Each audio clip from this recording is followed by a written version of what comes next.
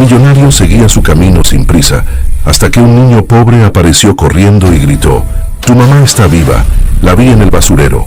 El corazón de él casi se detuvo, y lo que vino después dejó todo aún más aterrador. La noche estaba perfecta. El salón principal del Hotel Imperial brillaba con las luces de la enorme araña de cristal colgando justo encima del escenario. Todos los asistentes estaban de pie, aplaudiendo a Eduardo Beltrán, quien había subido para dar su discurso como presidente de la Fundación Vida Plena. Vestido con un traje oscuro impecable, la mirada segura y una sonrisa amable, Eduardo agradecía con la cabeza mientras alzaba la mano para calmar los aplausos.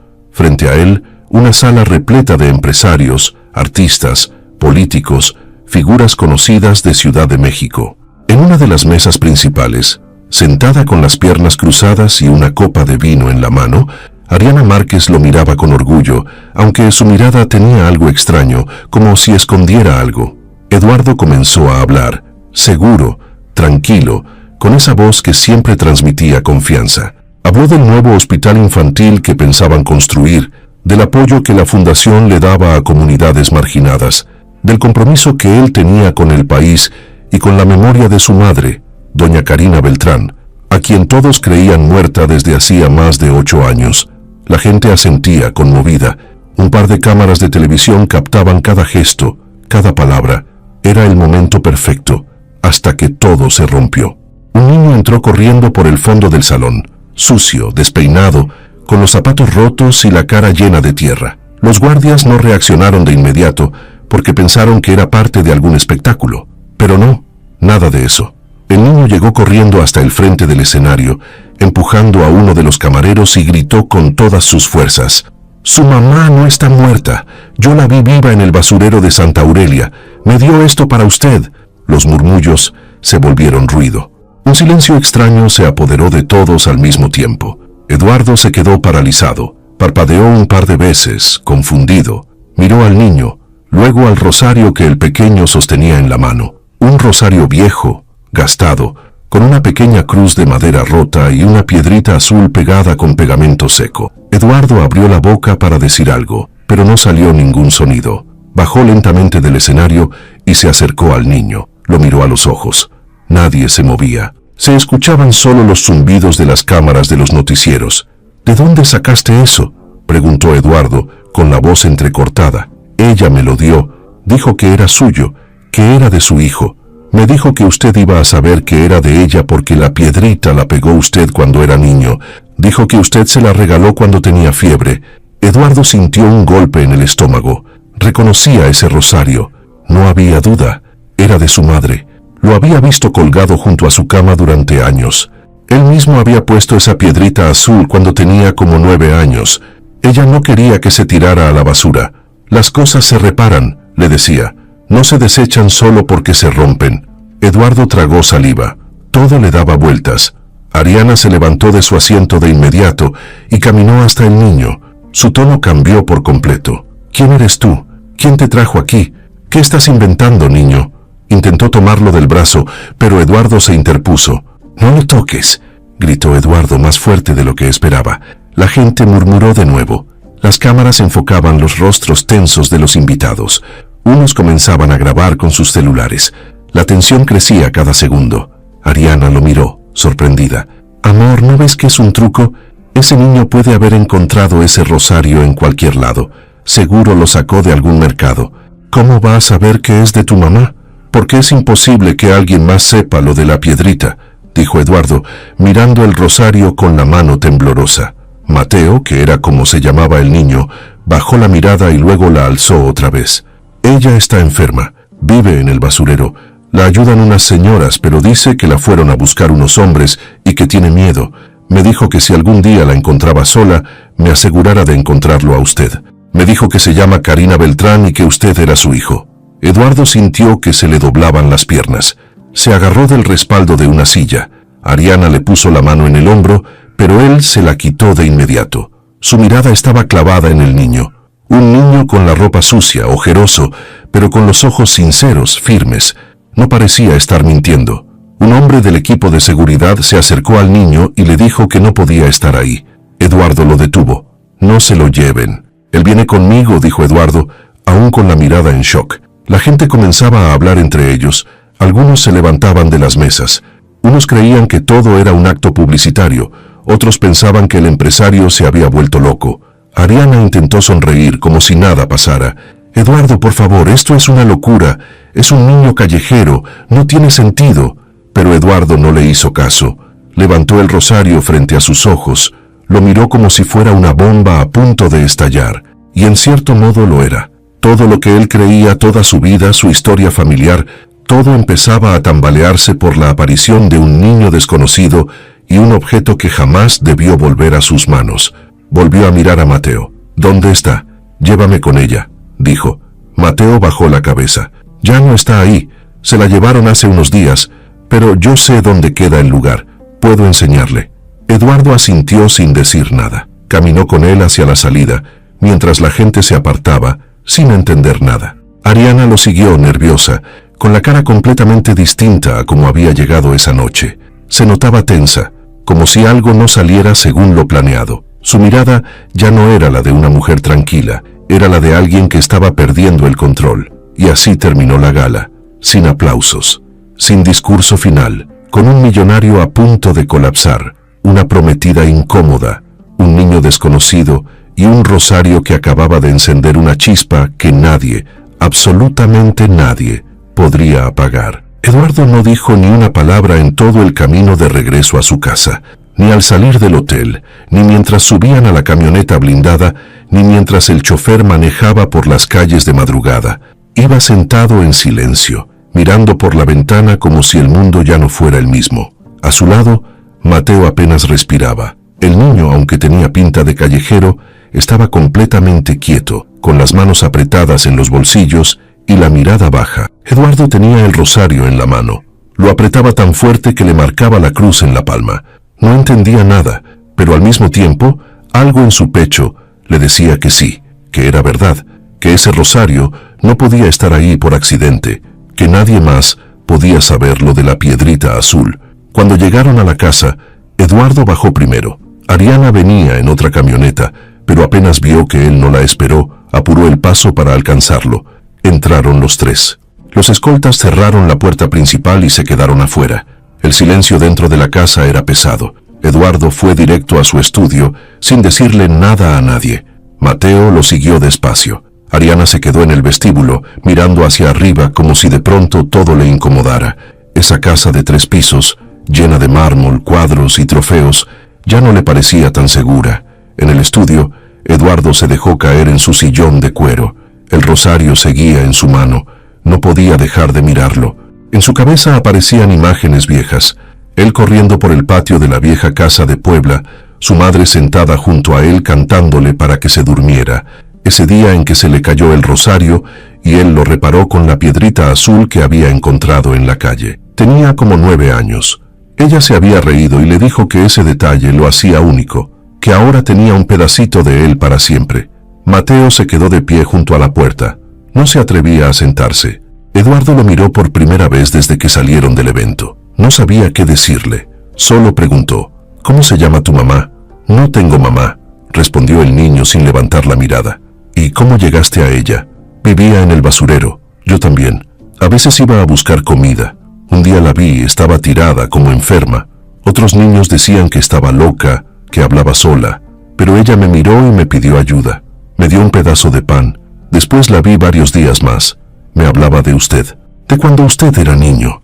Me decía que tenía que buscarlo si algo le pasaba. Eduardo cerró los ojos.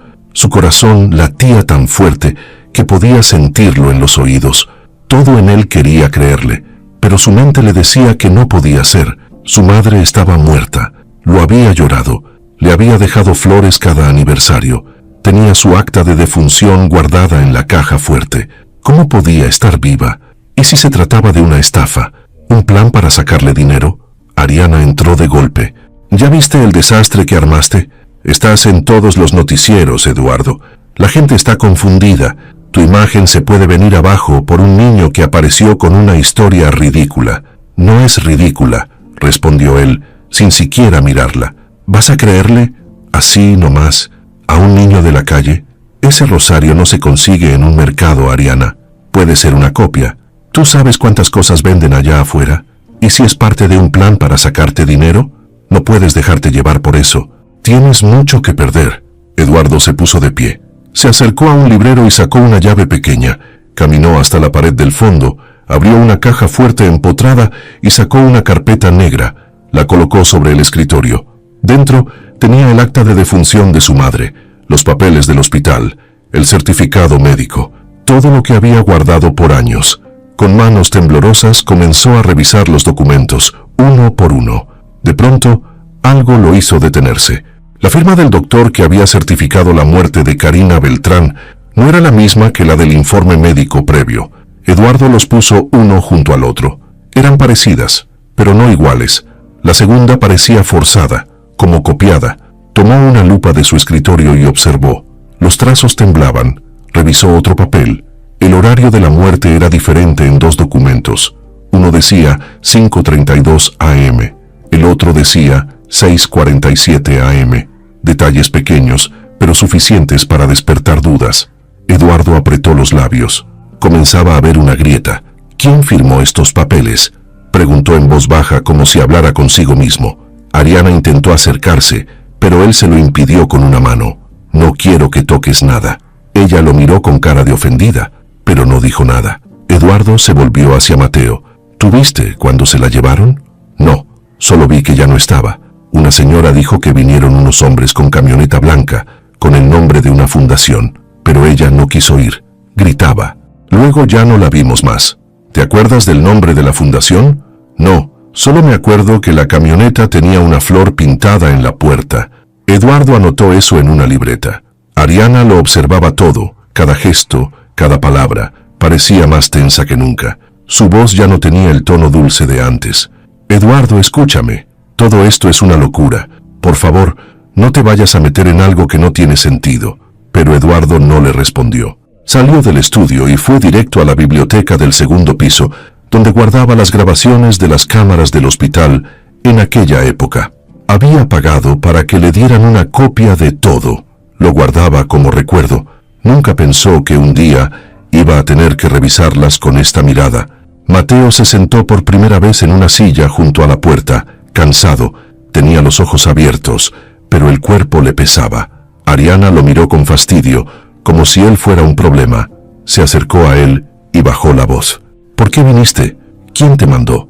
Nadie. Solo hice lo que ella me pidió. ¿Y tú qué ganas con esto? Nada. Solo quería ayudarla. Ariana lo miró con una mezcla de miedo y enojo. Se quedó unos segundos ahí, sin moverse, como si estuviera pensando algo. Eduardo volvió con una carpeta distinta. Había encontrado un informe firmado por la doctora responsable del caso, Jimena Beltrán, su prima. No había vuelto a verla desde el funeral. En ese momento, él no sospechó nada. Pero ahora, el nombre le quemaba en los ojos. Ella firmó esto. Fue la última en ver a mi mamá con vida, dijo en voz alta. Mateo lo miró con atención. ¿Cómo se ve? ¿Quién? Esa doctora. Eduardo le mostró una foto en su celular.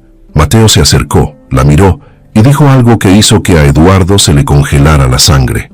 Ella fue una de las que se la llevaron. Eduardo no durmió esa noche. Se quedó en su estudio rodeado de carpetas, documentos médicos, certificados y notas antiguas. Cada hoja que leía era una puñalada. Nada coincidía del todo. Fechas que cambiaban, nombres que no aparecían en registros oficiales, sellos mal puestos. Mientras más leía, más claro era que algo estaba mal, muy mal. Esa historia de que su madre murió en una clínica rodeada de cuidados parecía deshacerse como papel mojado. Mateo dormía en un sillón, acurrucado con una cobija que le trajo una de las empleadas. Eduardo lo miraba de reojo. No dejaba de preguntarse cómo un niño como ese había llegado a mover el piso de toda su vida. Había crecido pensando que su madre se había ido tranquila, en paz, después de una larga enfermedad. Pero ahora la idea de que alguien la hubiera desaparecido empezaba a convertirse en una posibilidad real. En cuanto amaneció, Eduardo llamó a Jorge, su abogado personal y amigo desde la universidad. Le pidió que llegara de inmediato. Cuando entró al estudio, Jorge se sorprendió al verlo con esa cara. Ojeras marcadas, barba crecida, camisa arrugada. Eduardo no era así. ¿Qué pasó, cabrón? Pareces muerto en vida, le dijo sin rodeos. Eduardo no dijo nada, solo le entregó los documentos, uno por uno, señalando las irregularidades.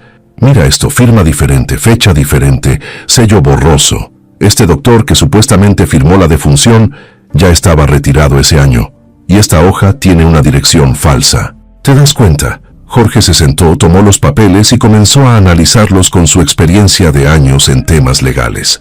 Poco a poco su expresión fue cambiando. Fruncía el ceño, subrayaba con un lápiz, revisaba con lupa. Esto huele mal, muy mal. Aquí hay fraude, Eduardo. No es que me lo esté imaginando. Esto es real. Eduardo respiró hondo, se levantó de su silla y caminó por la habitación como león enjaulado. Mateo la vio, la conoció, dice que la ayudó. Ella le habló de mí y del rosario, del día que estuve enfermo. ¿Cómo puede saber eso alguien que no la conoció? Jorge asintió con la cabeza. No tenía respuestas. Y luego esto. Eduardo sacó una hoja más. Una carta que encontré entre los papeles de mi padre. Se supone que es una autorización firmada por mi madre para que Ariana se encargara de ciertos asuntos médicos. Pero esa firma no es de mi mamá, ni parecida. Es una imitación burda. Jorge la observó. Esto lo firmó otra persona. Definitivamente, podemos mandar esto con un perito grafólogo para que lo confirme, pero a simple vista, esto es una trampa. Eduardo se dejó caer otra vez en su silla. ¿Quién puede hacer algo así, Jorge? ¿Quién se atrevería a desaparecer a mi madre? Jorge dudó unos segundos. Eduardo, ¿confías en Ariana? El silencio que siguió fue más pesado que cualquier palabra. Eduardo no contestó. En ese momento, Mateo se despertó, se talló los ojos y se sentó lentamente. Lo primero que vio fue a Eduardo con cara de cansancio y luego al hombre de traje junto a él. ¿Él es policía?, preguntó. No, es mi abogado, es de confianza. Mateo asintió. Yo quiero ayudar, señor. No sé muchas cosas, pero me acuerdo de cosas que ella decía. Me contaba cosas de cuando usted era niño, cosas que nadie más podría inventar. ¿Qué tipo de cosas? Que se cayó de un árbol y se rompió un diente, que una vez llenó la cocina de agua porque se le olvidó cerrar la llave, que no quería tocar el piano, pero que ella le enseñó a hacerlo jugando. Eduardo sintió un nudo en la garganta. Todo eso era verdad. Nadie fuera de su familia sabía eso, ni siquiera Ariana. Mateo sacó del bolsillo de su pantalón un dibujo arrugado. Yo dibujo cosas para no olvidar. Aquí está ella. Le entregó el papel. Era un retrato hecho con lápiz. Simple, infantil, pero había algo en la expresión que lo estremeció. Eduardo reconoció los ojos, la forma del cabello, la sonrisa débil. Yo la veía cada semana. Me dejaba quedarme cerca cuando hacía frío. Una vez me curó una herida en el brazo. Me dijo que tenía miedo de que vinieran por ella otra vez, que una mujer joven la había entregado, que la droga que le pusieron la dejaba sin fuerzas. Eduardo apretó el dibujo. Sentía rabia, angustia, miedo, todo junto. ¿Te dijo cómo se llamaba esa mujer? No, pero dijo que la conocía, que era cercana a usted. Eduardo miró a Jorge. No puede ser. Jorge lo miró de vuelta. Hay que ir a la clínica. Esa doctora, Jimena Beltrán, esa mujer tiene respuestas. Es mi prima. Por eso mismo, vas a obtener información que a otros no les daría. Pero no vayas solo. Eduardo se levantó, se acercó a Mateo y le puso la mano en el hombro. ¿Estás listo para acompañarme? Sí, señor. Yo quiero que usted la encuentre. ¿Sabes que puede ser peligroso? Mateo asintió. No tenía miedo en los ojos, solo determinación. Antes de salir, Eduardo volvió a revisar la autorización médica. La leyó una vez más. El nombre de Ariana estaba ahí. Era la única que tenía permiso para tomar decisiones cuando su madre supuestamente ya no podía hablar ni firmar nada. Ese papel lo habían guardado bien, casi escondido entre los documentos menos importantes. Jorge sacó su celular. Voy a pedir una cita en la clínica Santa Fe. No digas nada aún. Vamos como si fuéramos a revisar un antiguo expediente. No pueden saber que sospechamos. Eduardo respiró hondo. Está bien, pero si esa mujer sabe algo, lo voy a descubrir. Mateo guardó su dibujo de nuevo, doblándolo con cuidado. Ariana no estaba en la casa. Se había ido temprano sin despedirse. Jorge miró el reloj. Tenemos 2 horas para estar allá. ¿Listos? Eduardo asintió. Caminó hacia la puerta con paso firme. Mateo lo siguió. El niño apenas le llegaba a la cintura, pero caminaba con la frente en alto, como si ya no fuera un niño de la calle, como si en ese momento los dos compartieran una misma misión. Jorge los miró a ambos y sonrió con seriedad. Vamos a reventar esta mentira, pase lo que pase. Y con eso salieron de la casa. La camioneta ya los esperaba afuera. Eduardo no sabía lo que iba a encontrar en la clínica, pero algo dentro de él ya no le permitía seguir con dudas. Iba a llegar hasta el fondo, con o sin ayuda, porque si su madre seguía viva, entonces alguien la quería muerta por segunda vez. La camioneta se detuvo frente a la clínica Santa Fe poco antes del mediodía. Eduardo bajó primero. Llevaba gafas oscuras, el rostro tenso y una carpeta bajo el brazo. Mateo bajó después, con ropa limpia y una gorra que apenas le tapaba el pelo despeinado. Jorge se quedó atrás unos segundos, hablando por teléfono con alguien de su despacho. El edificio se veía igual que hace 8 años. Fachada blanca, cristales oscuros, jardineras con flores bien cuidadas y un par de guardias en la entrada. Desde afuera, parecía un lugar confiable, profesional, pero algo en la forma en que se abrían las puertas automáticas ya no le inspiraba lo mismo a Eduardo. Al entrar, el aire frío del lobby los envolvió de inmediato. El lugar estaba casi vacío. Una recepcionista de uniforme blanco los recibió con una sonrisa que desapareció apenas Eduardo se quitó los lentes. ¿El señor Beltrán?, dijo sorprendida. Sí, quiero hablar con la doctora Jimena Beltrán. Es urgente. La mujer dudó unos segundos. ¿Tiene cita? No, pero estoy seguro que querrá recibirme. Mateo se quedó a su lado, mirando todo. Las paredes eran lisas, con cuadros modernos y colores fríos. Olor a desinfectante, luces blancas, silencio absoluto. Jorge se acercó rápido y mostró una tarjeta. Solo será un momento. Venimos a revisar un expediente antiguo, parte de una auditoría. La recepcionista se puso nerviosa.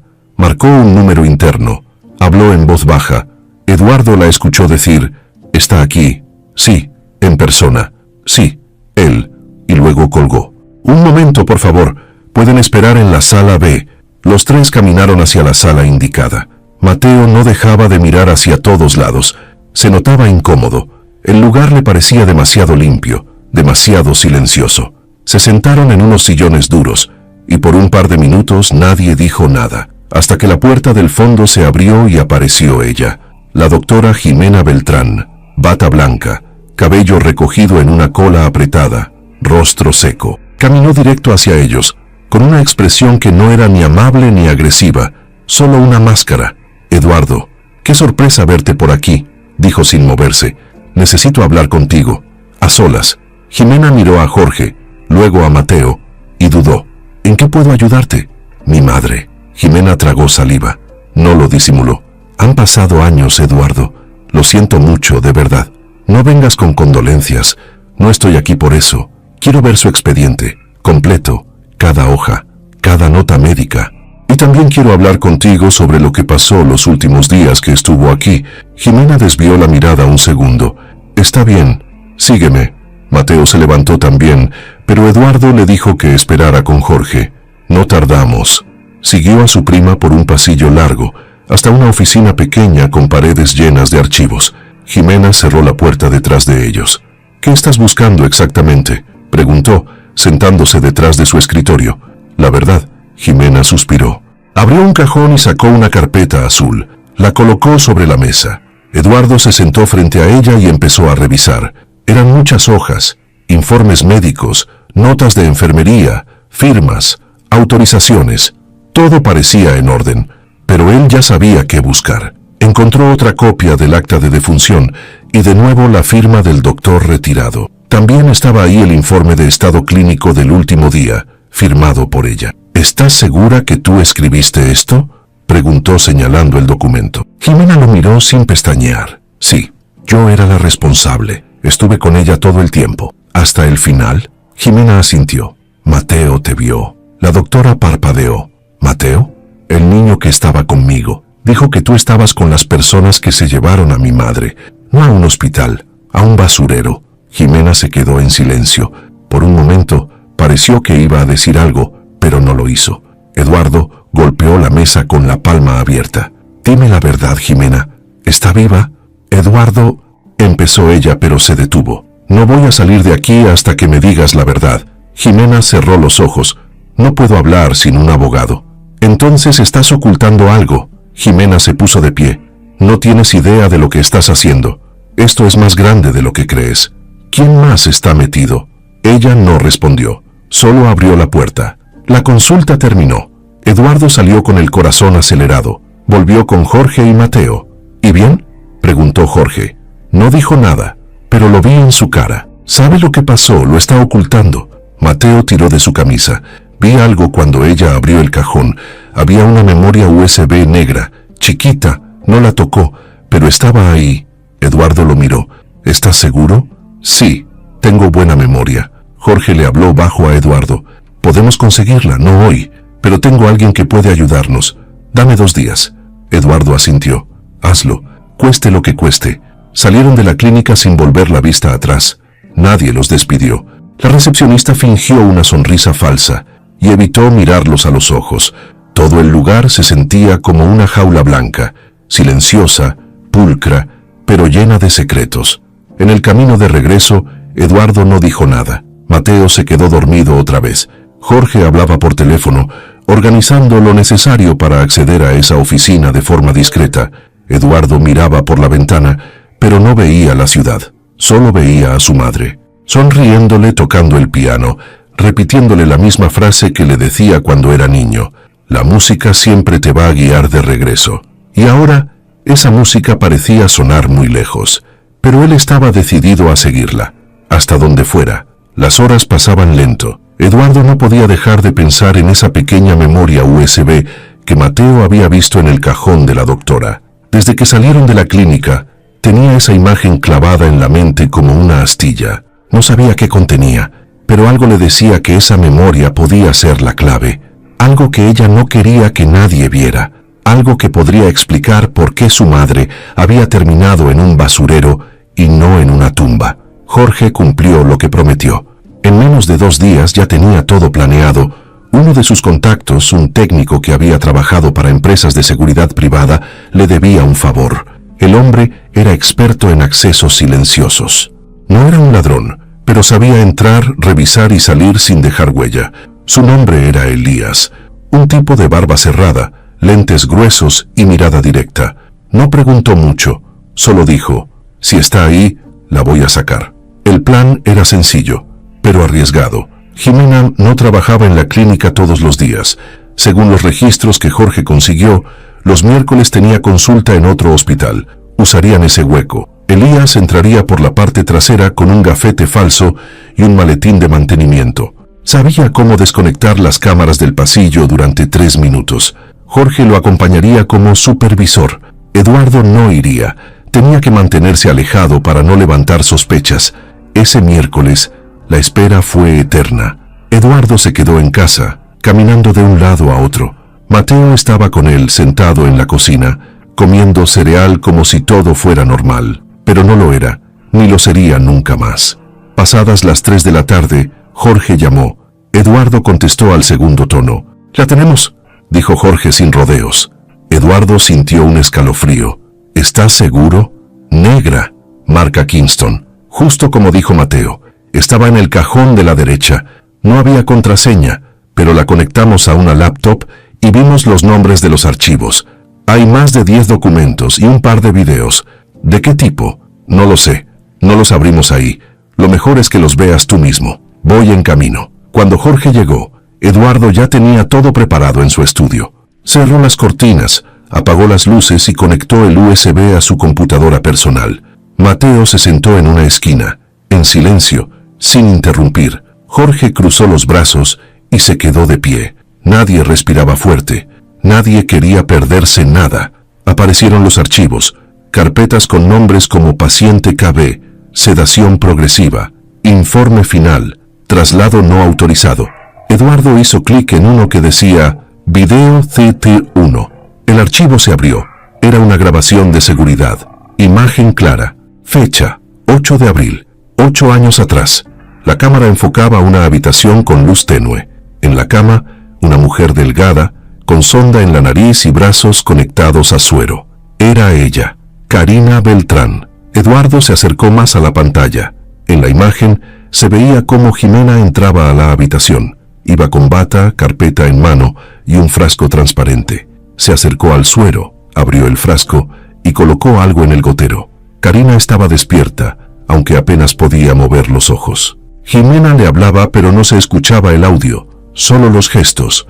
Luego salió de la habitación. Eduardo cerró el puño. «¿Qué es eso?», preguntó, apenas pudiendo contener la rabia. «Debe ser la sedación. Es un procedimiento que puede hacerse en pacientes terminales, pero solo bajo ciertas condiciones y con autorización familiar legal», explicó Jorge. «Y esa autorización venía firmada por Ariana», dijo Eduardo, casi escupiendo el nombre. «Sí, lo que significa que todo esto se hizo bajo tu nombre, pero sin tu consentimiento verdadero». Eduardo abrió otro video. Esta vez, la cámara estaba en un pasillo. Hora, 2:14 de la madrugada. Un grupo de personas vestidas de blanco entraba por una puerta lateral. Una camilla, una manta encima, 2 enfermeros falsos. Cargaban a Karina completamente sedada. Su cuerpo no se movía. Uno de ellos sacó una identificación al pasar por el sensor. Nombre: Fundación Luz Nueva. «No hay ninguna fundación registrada con ese nombre», dijo Jorge. «Ya revisé». «Entonces la usaron como fachada», contestó Eduardo. En otro de los archivos había un informe. Eduardo lo abrió y comenzó a leer. Era una lista detallada de los medicamentos aplicados a Karina. Las dosis aumentaban cada día, justo antes de declararla en coma irreversible. Las notas eran firmadas por Jimena. Incluso había un correo electrónico enviado desde su cuenta institucional con el asunto: «Caso KB. Protocolo terminado. Lista para traslado». Jorge lo leyó también. Lo entendía mejor que él. Esto es prueba de manipulación médica y complicidad. Mínimo. Esto es grave, Eduardo. Mateo se acercó lentamente. Eduardo dudó un segundo, pero luego giró la pantalla para que viera. El niño reconoció la escena. «Ese es el cuarto donde me dijo que vivía antes. Me lo describió igual, con la cortina blanca y el mueble de madera. Me dijo que no podía hablar bien ahí, que todo le dolía». Eduardo sintió que le ardían los ojos.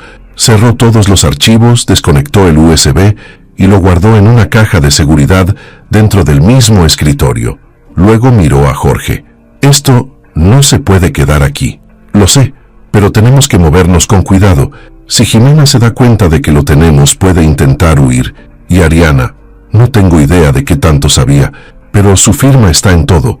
Eduardo se quedó en silencio unos segundos. Luego levantó la vista. Ariana no solo sabía, Ariana lo planeó. Jorge lo miró con cara seria. No le respondió, pero tampoco lo negó. Mateo interrumpió. «¿Y ahora qué vamos a hacer?». Eduardo le puso la mano en el hombro.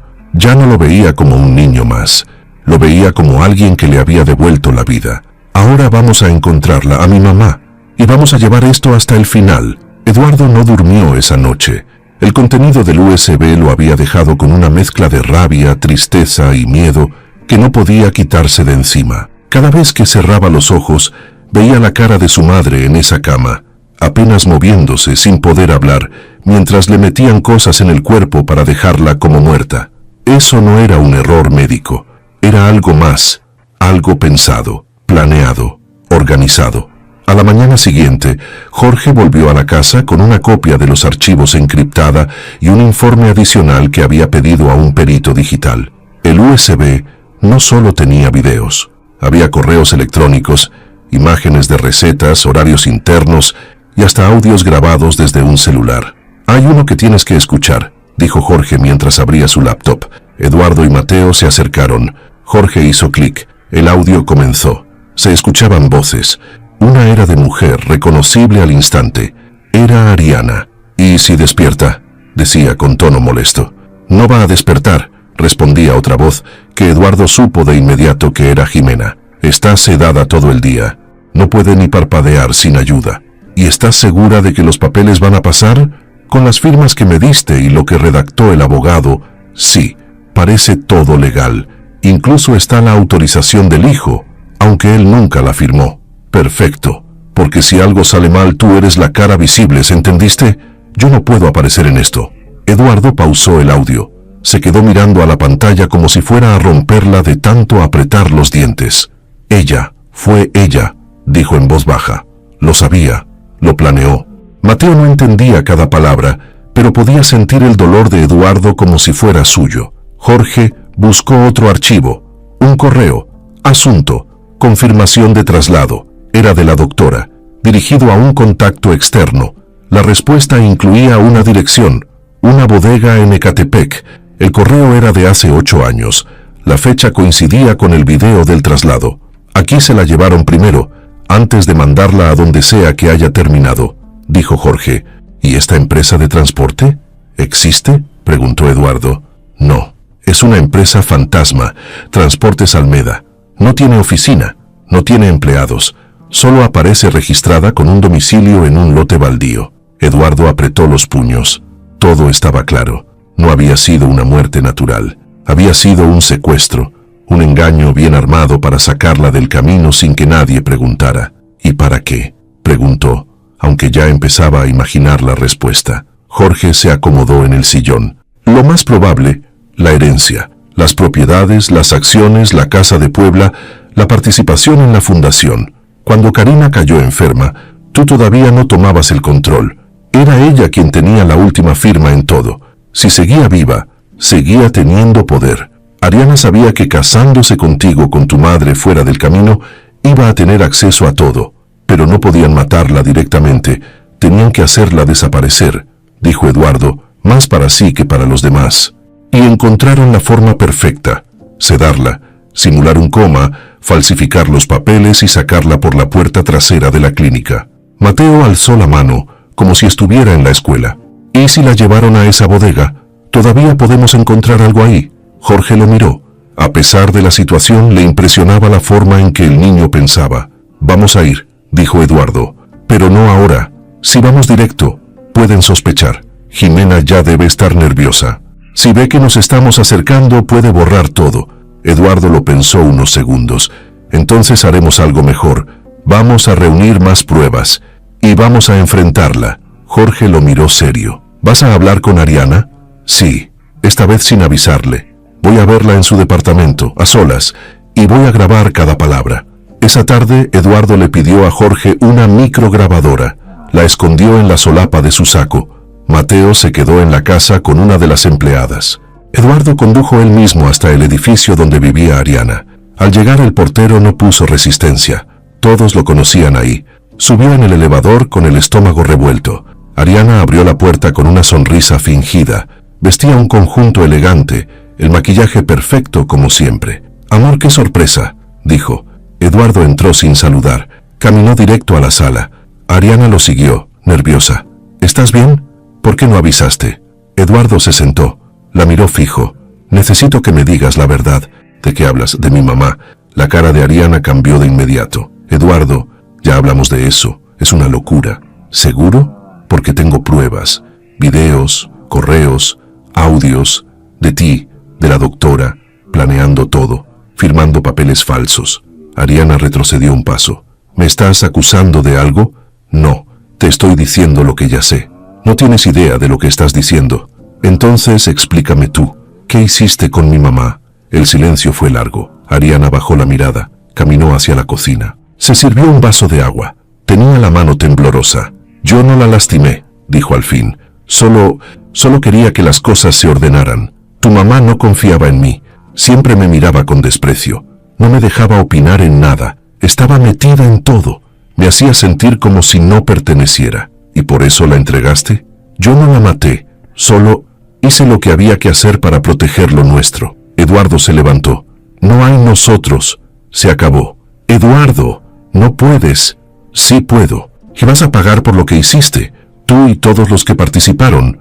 Ariana se quedó ahí sin moverse. Eduardo salió del departamento sin mirar atrás.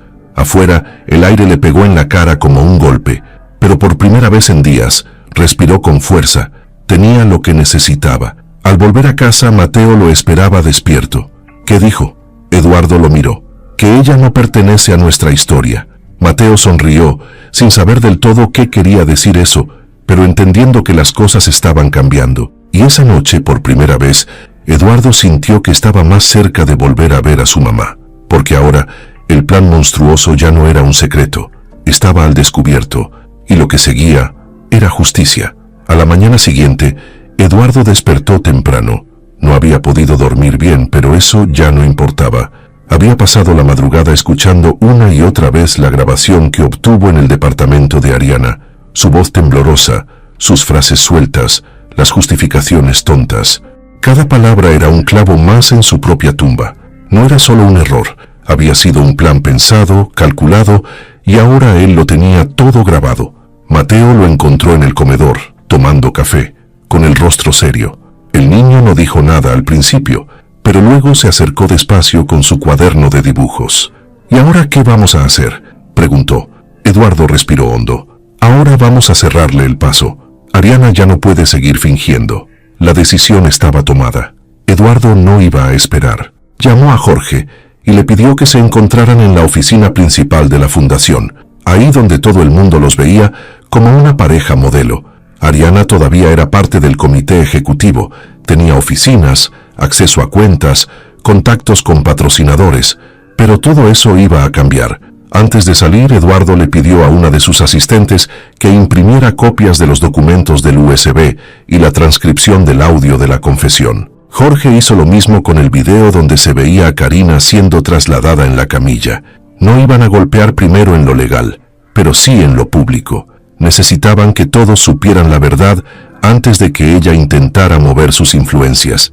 Al llegar al edificio de la fundación, varios empleados lo saludaron con respeto. Eduardo respondió con un gesto de cabeza, sin detenerse. Jorge ya lo esperaba en la sala de juntas. Preparó todo sobre la mesa. Los papeles, el audio, la laptop. A los pocos minutos Ariana entró. Venía arreglada, como siempre, con ese perfume que usaba en cada evento. Esa sonrisa que ya no convencía a nadie. ¿Qué es esto? ¿Una reunión de emergencia?, preguntó, dejando su bolso sobre la mesa. Siéntate, le dijo Eduardo sin rodeos. Ariana lo miró molesta, pero obedeció. No entiendo tu actitud. Ayer viniste a mi casa como un loco, y ahora esto... Ya se acabó el juego, interrumpió Eduardo. Aquí están los documentos, las pruebas, tus mentiras, tu firma falsificada, tu voz en la grabación. No hay forma de que salgas limpia de esto. Jorge encendió la laptop, reprodujo el audio. Ariana se tensó de inmediato, cerró el puño, pero no dijo nada. Su rostro cambió. Ya no era la prometida perfecta, era alguien atrapada. ¿Me estás grabando sin permiso?, dijo al fin. No necesito permiso para defender a mi madre, respondió Eduardo. Ariana se levantó. Todo esto lo estás armando porque estás confundido. Ese niño te metió ideas en la cabeza. Te está manipulando. Ese niño me salvó la vida, gritó Eduardo golpeando la mesa. Él me dijo la verdad que tú me escondiste. ¿Y ahora qué? ¿Vas a ir con la policía? ¿Vas a arruinar tu imagen solo por una vieja enferma que ni siquiera sabe quién eres? Eduardo sintió que algo dentro de él se quebraba. No me hables así de mi madre. No te lo voy a permitir. Ariana se dio cuenta de que había ido demasiado lejos. Bajó la voz. Eduardo, por favor, podemos hablar. Yo te amo. Lo hice todo por nosotros. No hay nosotros. No más. Jorge le entregó un sobre. Ya no formas parte del consejo. Aquí está la notificación formal. Ariana tomó el sobre con rabia. ¿Así me pagas? ¿Después de todo lo que hice por ti? Después de lo que hiciste contra mí es lo mínimo, respondió Eduardo. Ariana salió de la sala como una furia. Nadie en la oficina dijo una sola palabra. Todos sabían que algo grave había pasado. Las puertas del elevador se cerraron tras ella y con eso terminó su historia dentro de la fundación. De regreso en la casa, Eduardo encontró a Mateo en el jardín, jugando con un perrito que uno de los empleados había traído para animarlo. El niño se acercó en cuanto lo vio. ¿Y? ¿Ya no va a molestarnos? No, respondió Eduardo. Pero ahora viene lo más difícil. Encontrar a tu abuela. Mateo sonrió. Ya la llamaba así. Tu abuela. Jorge se quedó conversando con Eduardo en el estudio. Todavía falta. Jimena no se va a quedar quieta. En cuanto se entere que Ariana cayó, va a buscar su salida. ¿Y la bodega en Ecatepec? ¿Ya tenemos algo más? Sí. Mi contacto encontró un registro de entrega. Alguien firmó como coordinador externo. Nombre, Salvador Castañeda. ¿Lo conoces? No, pero vamos a buscarlo. Jorge se fue a organizar eso. Eduardo subió al cuarto de su madre, el que nunca había cambiado desde que ella murió. Todo seguía igual. La cama bien tendida, los libros ordenados, la foto de ambos sobre el buró. Se sentó en la orilla de la cama y respiró profundo. «Ya casi, mamá», dijo en voz baja. «Ya casi te encuentro». Esa noche, Ariana empacó algunas cosas y se fue de su departamento. Le pidió ayuda a un viejo contacto político, pero todos empezaban a cerrarle la puerta. El escándalo era cuestión de días, y ella lo sabía. Mientras tanto, Eduardo y Mateo seguían en movimiento, preparando lo siguiente, lo más importante, porque las mentiras de Ariana ya habían caído, y ahora era momento de empezar a buscar a quienes se la llevaron, porque Karina estaba viva, y alguien tenía que pagar por todo. La tarde estaba nublada cuando Jorge llamó a Eduardo para decirle que habían encontrado algo nuevo. Se habían enfocado en revisar las cámaras antiguas de la clínica, más allá de los videos que ya tenían del USB.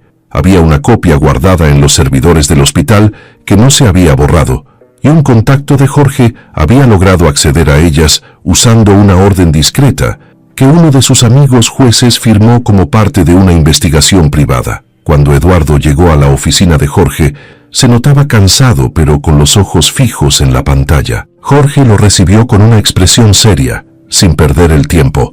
«Mira esto», dijo girando la laptop hacia él.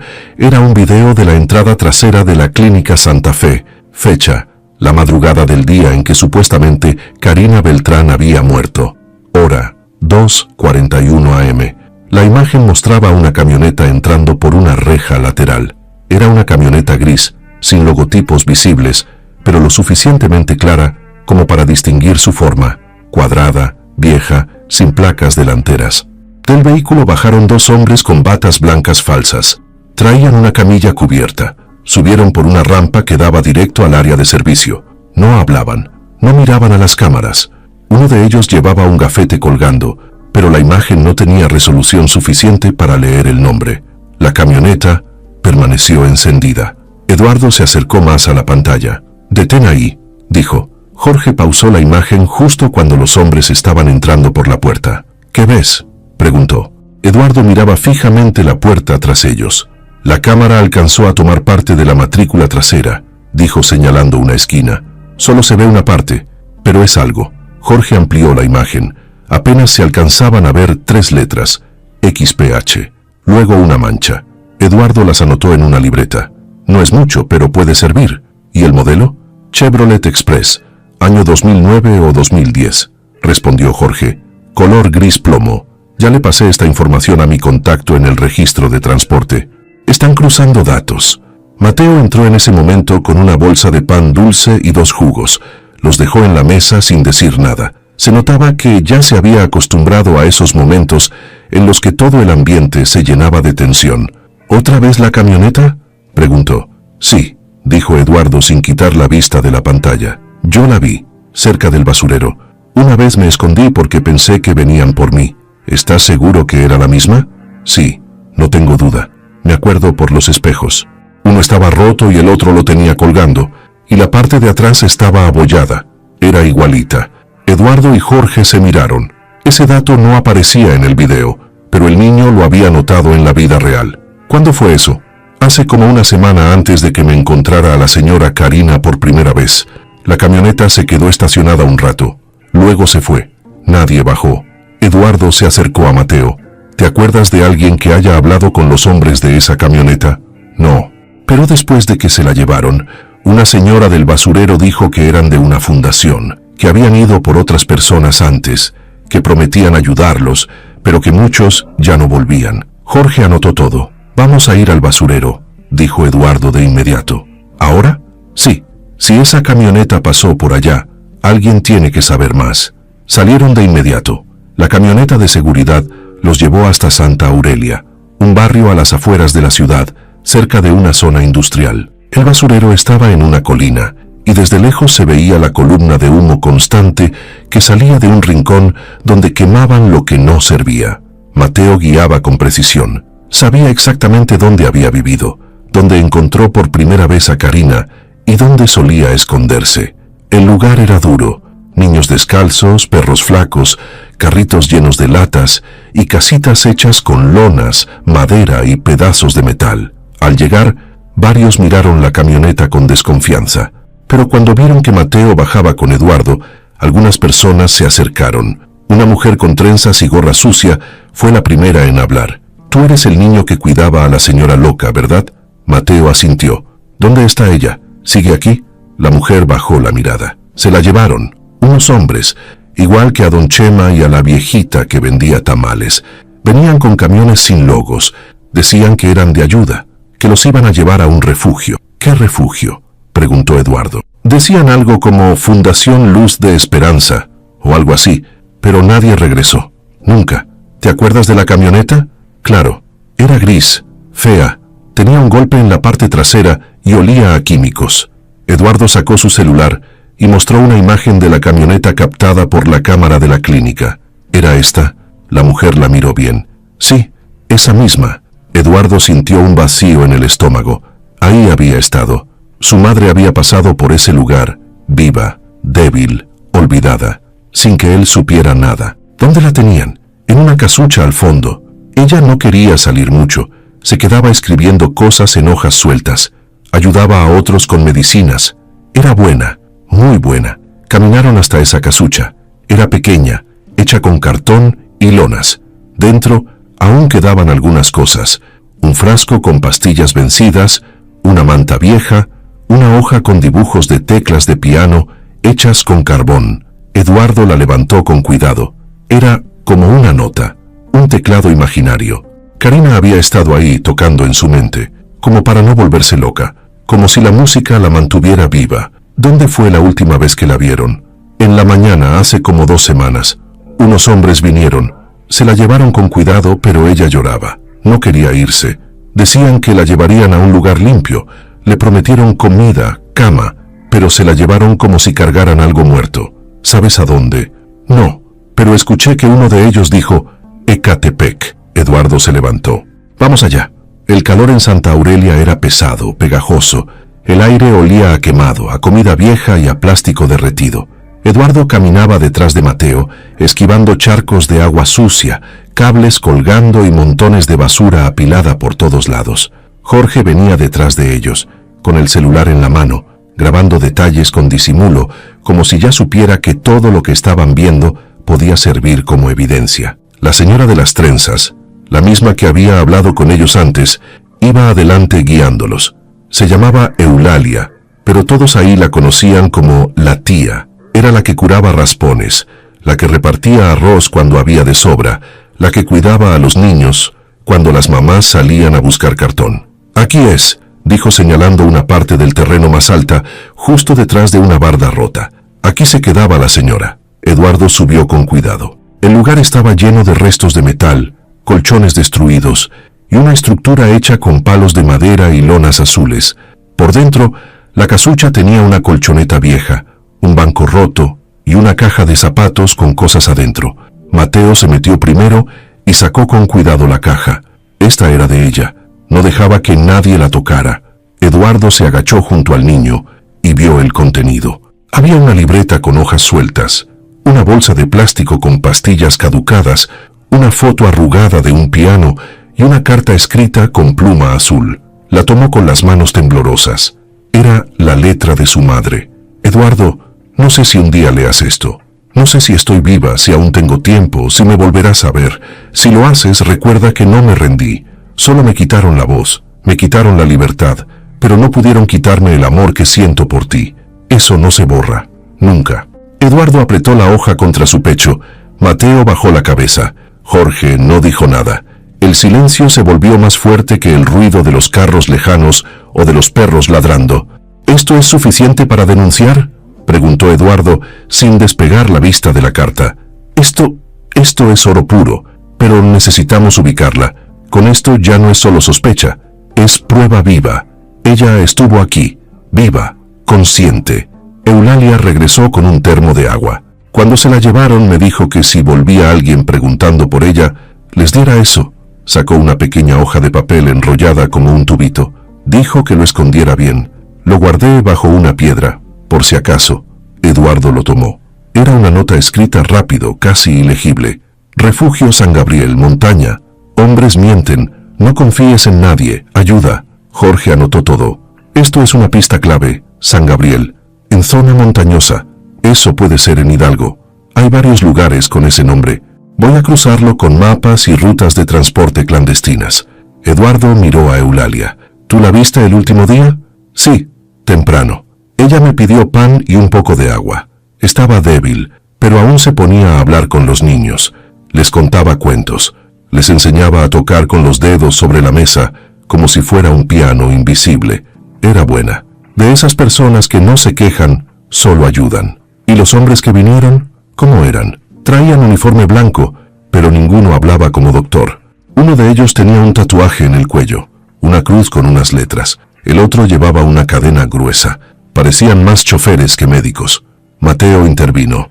Uno de ellos me quiso dar dulces para que me fuera. Yo no los acepté. Eduardo sintió otra vez ese nudo en el pecho. Todo había estado ahí, a la vista, pero nadie lo notó. Nadie hizo nada. ¿Y nadie más los ha vuelto a ver? No. Pero hubo una vez que alguien vio esa misma camioneta cerca de la zona industrial de Ecatepec. Dicen que hay bodegas abandonadas por allá, donde meten a la gente antes de moverla a otro lugar. Eduardo se puso de pie. ¿Puedes llevarnos?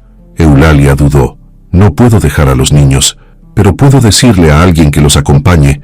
Hay un chavo que trabaja en los camiones de basura. A veces ve cosas, lo conocen como el guarumo. Mateo soltó una sonrisa. Yo lo conozco. Me dio una vez una caja llena de pan duro. Media hora después, un hombre delgado, con gorra roja y olor a diésel, llegó al punto de encuentro. Apenas saludó. Fue directo al grano. Ustedes andan buscando a la señora que se llevaron, ¿verdad? Eduardo asintió. Yo vi cuando la subieron. Estaba llorando, pero no gritaba. Solo apretaba algo en la mano. Creo que era un rosario. ¿Y a dónde se la llevaron? No sé exacto, pero la camioneta se fue hacia la zona de las rieleras, donde están las bodegas viejas. Yo he visto cosas raras ahí. Gente entrando y saliendo sin maletas, pero con caras de susto. Jorge sacó una libreta y apuntó todo. ¿Puedes llevarnos?, preguntó Eduardo. Sí, pero con cuidado. Eso está pesado. No es zona segura. Volvieron a la camioneta. El guarumo los guió por calles secundarias, hasta llegar a una zona con fábricas abandonadas. Techos caídos, bardas con grafitis, ratas corriendo entre charcos de agua negra. Eduardo bajó y miró a su alrededor. Había un silencio raro, como si todos se hubieran ido y solo quedaran los fantasmas. Mateo se bajó también. Yo vi esa bodega antes, dijo señalando una con portón rojo. Ahí estaba la camioneta. Jorge se acercó con cuidado. Escucharon voces dentro. Eduardo hizo una seña para que no se acercaran más. Se pegaron a la pared. Eran dos hombres hablando. Ya se la llevaron al refugio. Allá van a decidir qué hacen con ella. ¿Y si el viejo la encuentra? No va a llegar. Está lejos. No hay señal. Nadie sube ahí sin guía. Además no va solo. Va con el niño ese. Eduardo cerró los ojos. Ya sabían de ellos. Ya los tenían en la mira. Mateo le apretó la mano. Tenemos que llegar antes. Eduardo asintió. Vamos por ella, sea donde sea. Eduardo no quería perder más tiempo. Después de escuchar a los dos tipos hablar dentro de la bodega, supo que no podía quedarse ahí parado esperando a que todo se resolviera solo. Habían dicho claramente que a su madre ya se la habían llevado, que estaba en un refugio, en un lugar lejos, escondido y que era difícil llegar. Eso le confirmaba dos cosas. Uno, que su mamá seguía viva, y dos, que alguien todavía la tenía encerrada como si fuera un objeto. Volvieron a la camioneta sin que los vieran. Jorge manejaba. Eduardo iba en el asiento del copiloto, apretando los dientes, mientras Mateo y el guarumo iban atrás, en silencio. El olor a gasolina y basura aún pegado en la ropa, pero nadie decía nada. Solo querían llegar y pensar con claridad. De regreso en la casa, Jorge conectó su laptop a la televisión del estudio y empezó a buscar todo lo que pudiera tener relación con Fundación Luz Nueva y Refugio San Gabriel. Esos eran los dos nombres que habían salido en las conversaciones, en las notas, en las pistas que su mamá había dejado atrás.